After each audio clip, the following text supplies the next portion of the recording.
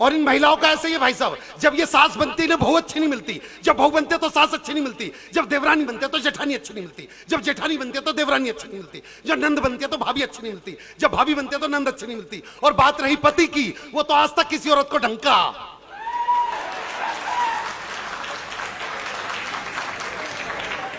हरिद्वार की तरफ 2 बसें जा रही थी, आगे वाली बस में सारी सास, पीछे वाली बस में सारी बहुएं, तो सास वाली बस खाई में गिर गई। ये सारी बहुएं हंस रही हैं, इनको आगे चुटकुला सुनना भी नहीं है, ये तो इसी चीज में खुश है कि सास खाई में गिर गई। तो जैसे ही सास वाली बस खाई में गिरी, बहू वाली बस में एक बहू ने रो रो के, हो मेरी सास, हो मेरी सास। सबने बोला ओह तू तो बहुत प्यार करती थी। कह रही ना मेरी वाली तो आई ना। मैं सच बतलाऊं, एक दादी बैठी हुई थी धूप में, इतने में दादी बैठी हुई थी धूप में, इतने में पोता आया, कह रहा दादी एक बार टह बोल दे। दादी ने बोल दी टह, कह रहा हो गई तेरी बल्ले बल्ले हो जाएगी बल्ले। अब दादी ने हाथ पकड़ लिया, कह रहा चक्कर क्या है, ये टह क्यों बुलवा रहा, बल्ले बल्ले का गाना क्यों गा रहा है। बोला अंदर मम्मी अपनी सहेली से कह रही थी। कह रही क्या कह रही थी, कि एक बार ये बुढ़िया बट्टा है बोल जा, फिर तो हो गई तेरी बल्ले बल्ले और हो जाएगी बल्ले बल्ले। मुझे अच्छी तरीके से बात, एक सास अपने पोते को खिला रही थी, हाय मेरा सूरज, हाय मेरा चंदा। इतने में भाई साहब चंदा जमीन पर जाके गिर गया। बहू ने बोला माता जी आज के बाद आप मेरे बेटे को हाथ नहीं लगाओगी। सास भी कति छटी हुई थी अलीगढ़ की। सास ने बोला ठीक है बहू, आज के बाद मैं तेरे छोरे का हाथ नहीं लगाऊंगी।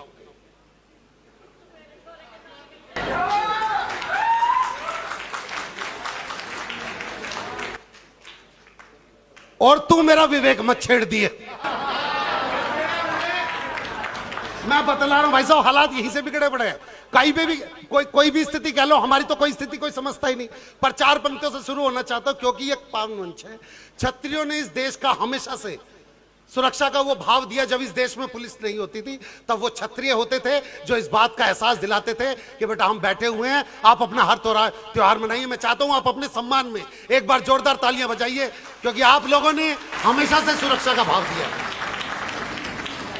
कि आपके लिए चंद कतरे लहू के लाया हूं, आपके लिए चंद कतरे लहू के लाया हूं, मुरझा गया हूं पर फूल खुशबू के लाया हूं, और आप लोगों को तालियां बजानी ही होगी। मैं घर से पत्नी के पांव छू के आया हूं,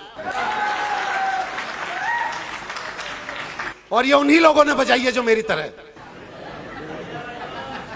मैं बतला रहा हूं इस मंच पर एक व्यक्ति भाई साहब रसिक गुप्ता जी जो इस तरफ बैठे हुए, मैं इस व्यक्ति का बड़ा सम्मान करता हूं। जिन महिलाओं को नहीं दिख रहा वो यूं करके देख लीजिए, लाल कुर्ते पजामे। मैं इस व्यक्ति का बड़ा सम्मान करता हूं भाई साहब। मानवेंद्र जी क्यों करता हूं मैं सम्मान, क्योंकि जब ये 10वीं क्लास में थे, ये लड़कियों के स्कूल के बाहर जाके खड़े हो जाते थे, और जब लड़कियों की स्कूल की छुट्टी होती थी तो भाई साहब कहते थे कि जब तक तेरा भाई जिंदा है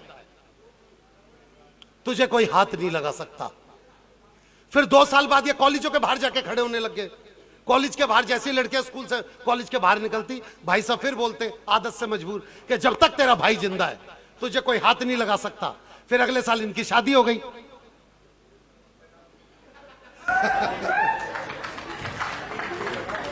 घूंघट उठाया और आदत से मजबूर, जब तक तेरा भाई जिंदा है तुझे कोई हाथ नहीं लगा सकता। और ताली तो अब इस बात पे बजा देना, शादी के 10 साल बाद भी अपने इसी वचन पे कायम है। हालांकि जो कोने में महिला बैठी है, 2 कवि पूरे पढ़ लिए पर अगली ने सुना भी नहीं एक को भी, ना ही ताली बजा रही है भाई साहब। और ऐसी एक महिला हमें हर मंच पे मिल जाती है।